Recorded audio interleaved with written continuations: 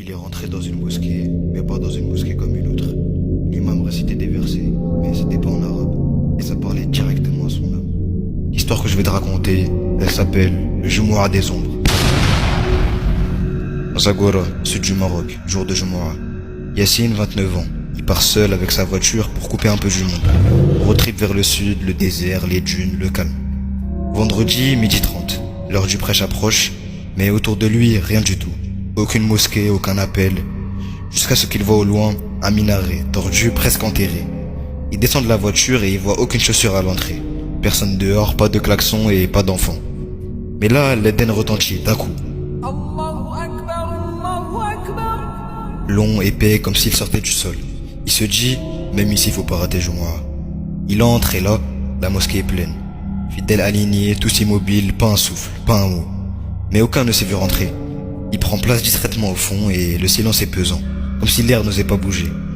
L'imam y monte, long qamis noir, visage masqué par l'ombre de son turban, et il commence le khutbah. Mais c'est pas un khutbah, pas d'introduction, pas de rappel, pas de hadith, c'est une langue inconnue. Les mots claquent, raclent la gorge, entrent dans la tête, brûlent dans le ventre. Yassine y ferme les yeux, et il comprend quand même, des phrases sans logique mais qui disent « Tu es venu, tu sauras compter ». Il regarde autour, le fidèle à sa droite a les yeux fermés, mais des petites bouches soufflent sur sa gorge et récitent elles aussi.